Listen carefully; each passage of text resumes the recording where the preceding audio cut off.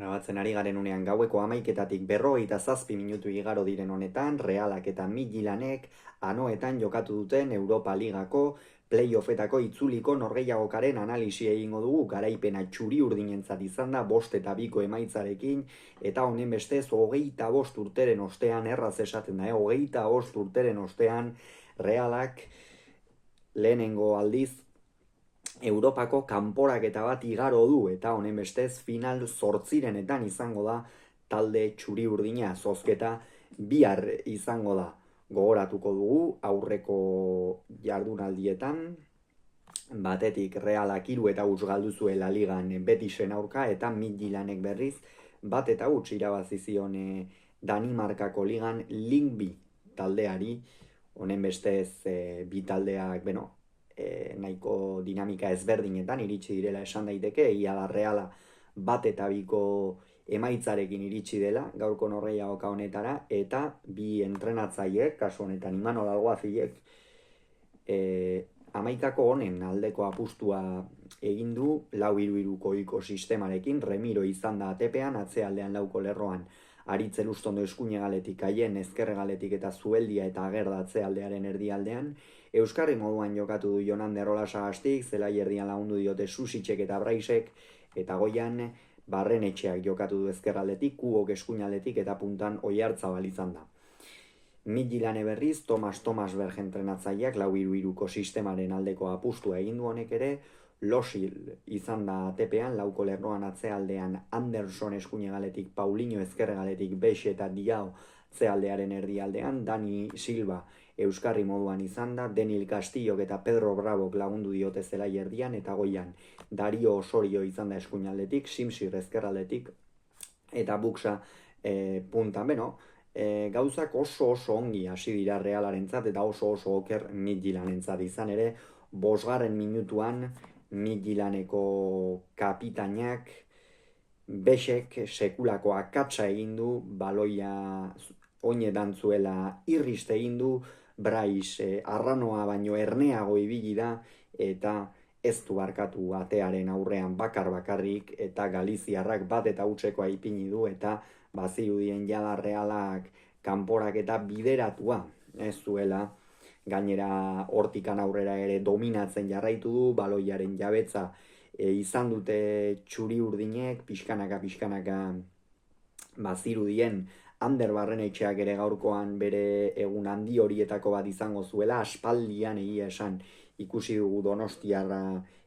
nahiko kamuts, ezin izkin eginaz atzelariei askotan kosta egin zaio, eta gaurkoan onartu behar da ere Midtjyllandeko atzealdea egia esan itogin bat izan dela, itogin ugari zituzten. Gaurkoan anoetan ez du euririk egin, baina euria egin izan balu Midtjyllandeko atzealdearen tantekin beteko litzake zelaia euriarekin batera, baina benetan hori Realak hasiera horretan behintzat baliatu du, baina ezin partida itxiz ibili da. Eta 18. minutuan Ander Barrenetxeak sekulako jokaldia egin du, erdiraketa egin dio Lukas Susitxi, eta honek atearen aurrean ahoko zuloan gola egin du. Susitxentzat oso gol garrantzitsua izan da, azken denbora honetan bazirudien deabruarekin akordio batera iritsi zela baloi guztiak zutoinera jaurtitzeko, eta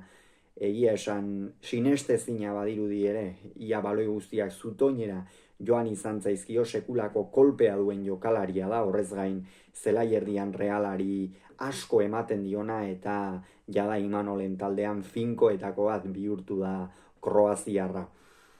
Baina partida erabakita zegoela zirudienean, eta Reala eroso zegoela zirudienean, Aranon Midtjyllandek lehendabiziko aldiz area zapaldu du,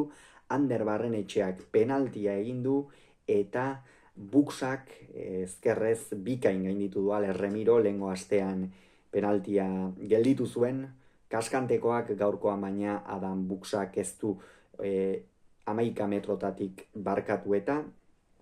hor Realak sekulako jaitsiera egin du, Midtjyllandek oso momentu onak izan ditu, une oro erasoan izan da, eta behar bada, hemendik etorri da Imanolek esaten zuen baloia ezin lapurtzeko zantzu hori, partiden karga behar bada, une honetan ikusi da, minutu hauek oso kritikoak izan dira talde txuri-urdinarentzat, eta horretan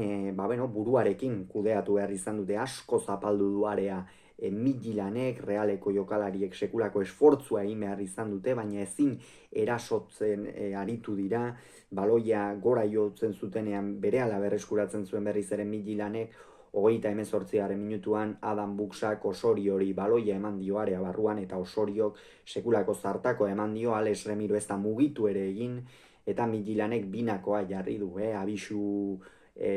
garrantzitsua izan da Midtjylanden aldetik, gol bakarrera ipini baita kanporak eta berdintzeko urduritasuna nabari zitekeen Realeko jokalarien artean, hortikan aurrera ere Midtjyllandek dominatzen jarraitu gaitu, Piegaletatik Osoriorekin eta Sigmarekin, benetan sekulakoak egin dituzte, eta horixe partida kontrolpean zuela zirudienean, Realak asko ikeragarri sufritu du, eta ziuraski hori Manolek atxeden aldian esango zuen, baina atxeden aldiaren aurretik kornerra iritsi da, urten kornerretan ez dabil fin Reala, baina gaurkoan zerredo zerratera zitekeela nabarmena zen Midtjylanden atzealdea ikusita, ez da kornerretik zuzenean izan, baina Susic oso ongi zegoen kokatuta berriz ere aldaratzean, sekulako kolpea eman dio area ertzetik baloiari azpitik, eta Midtjyllandeko atezainak ez du ezertxo ere egiterik izan, 3 eta 2 zen, jada hor arnasa hartu du Realak, oso gol garrantzitsua kolpe gogorra berriz Midtjyllandentzat, eta hortxe, Realak hortxe utzi du erabakita kanporak, eta 46. minutuan Bex eta Anderson kendu ditu entrenatzaileak, esan bai Bexen norgehiagoka eta baita Andersonena ere ez da ona izan, atzealdean esan dugu sekulako itoginak izan dituela Midtjyllandek, Takeku oso erraz sartu da alde guztietatik, Ander Barrenetxea ere, Braisek ere sekulako zuloa bilatu ditu Susicek, eta horien batean atzealdearen itoginen ondorioz izan da, eta hor gero sartu ditu, batetik Juninho eta bestetik Enbabu, batetik Juninho atzealdearen erdialde horretan kokatu du, eta Enbabu berriz eskuinegal horretatik, egia esan ez dute asko aldatu, Enbabu bai behar bada erasokorrago ibili da, Bexek sekulak akatsa egin du esan dugu bezala lehen zatian, eta konfiantzari gabe entrenatzaileak aldatzea erabaki du. 47. minutuan, anoetan batek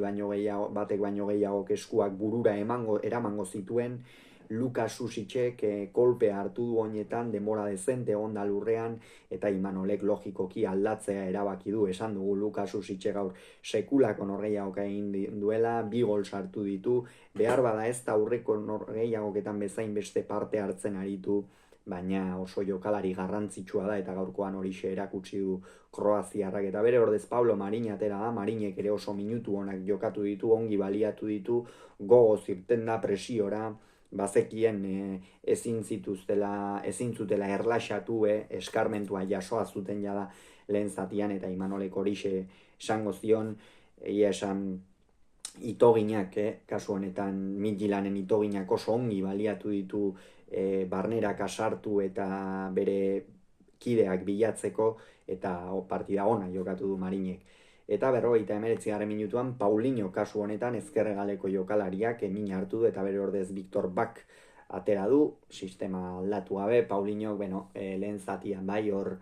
ikeragarri kosta zaio, Takeku horren aurrean ia denbora guztian joan egin zaio Japoniarra, estaldura gehiegi egin behar izan dizkiote zelai erdiko jokalariek, eta oso deseroso ikusi dugu Paulinho, eta minutuak aurrera joan alaia da Reala lasaixeago zegoen, Olasa Asti eta Kubo ere kendu ditu, esan dugu Kuboren partida oso ona izan dela gaurkoan, ez du golikan sartu, baina izkin egiterakoan, eta Realari asko eman dio, gainera atzealdean ere erakutsi du bokazioa duela Japoniarrak, hor Reala gehien sufritu duen uneetan asko lagundu gaitu, eta Olasa Astik ere gaurkoan ez zuen lan erraza, normalean zubimen diren babes hori izaten du atzealdea, baina gaur bera zen euskarri nagusia, baina partida oso ona atera du, zelaiko gune guztietan ibili da, eta beste behin ere 76. Minutuan gainera txartela ikusi duela Imanolek zuzenean aldatzea erabaki du, eta Turrientes eta Beker atera dira. Baina Turrientesek aspaldiko bardez jokatu du, Beasaindarrak esango nuke ez dituela aprobetxatu bere minutuak, hor zelai erdian eta bai, areaz kanpotikan jaurti du baloien bat edo beste, baina orokorrean joko antolatzen eta parte hartzen ez da ugari aritu. Xeraldo Beker saiatu dira bilatzen hor zulo horietan eta, baina gaurkoan ere ez da finibili Surinamekoa, eta hala ere euren beharra ez du behar izan Realak, eta Dani Silva 79. Minutuan epaileak zuzenean kalera bota du, ez du esan, baina epailea gaurko egun honetan holandarra izan da, Serdar Gozubuiuk, barrean Rob Dieperink izan da, eta orokorrean ez dute partida zaila izan kudeatzeko. Horre, 79. Minutuan Dani Silvak falta oso arriskutsua egin du eta ondorioz kalera bota du, eta hori Midtjyllanentzat jala kolpe gogorregia izan da, gaztigu edo zigor gogorregia. Eta 73. Minutuan ja Realak are zulo gehiago zituen, Mikel Oyartzabalek baloia hartu du, area barruan sartu da, atzelariei izkin egiten hasi eta penaltia egin dio Juninhok, kasu honetan penalti argia, 4-2 egin du kapitainak, honen bestez jaga Realak itxi egin du kanporaketa, Osorio eta Simsir biegaletakoak aldatu ditu Biskov eta Frankulino ateratzeko, hor Biskofe gainera aukera garbi bat izan du, baina ez du baliatu, jada milduta zegoen Midtjylland, Simsir eta Osorio, hor Midtjyllanen unerik onenetan eta jokalari arriskutsuak izan dira, eta bai Aieni eta baita Aritze Lustondori ere, batez ere Osoriok min egin diote, baina ez da nahikoa izan. Eta 83. Minutuan Barrenetxea eta Oiartzabal kendu ditu kasu honetan Imanolek, eta Barrenetxearen partida oso partida ona, gaurkoan esan dugu, behingoz aurkari egizkin egiten ikusi dugula, konfiantzaz, ikusi du aurrera pauso bat eman beharra zeukala, eta eman du gaurkoan. Oiartzabalen partida ere ona izan da, gainera gola sartu du, baina orokorrean gaurkoan ere jokoan parte hartzen eta ikusi du Eibartarra, eta Oskarson eta Zaharian atera dira, sistemarik ez du aldatu Imanolek, Zaharian egia esan pozgarria, berriz ere berdegunean ikustea, minutu onak jokatu ditu gainera, eta Oskarsonen inguruan zer esan, 80. Minutuan hain zuzen ere Zaharianek eskuinaldetik erdirak eta oso on bat egin du jokaldi on baten ostean, eta Oskarsonek 5-2arekin anoetako festa biribildu du. Reala 25 urteren ostean esan bezala UEFako final 8etan kanporaketa bat pasa ostean izango da,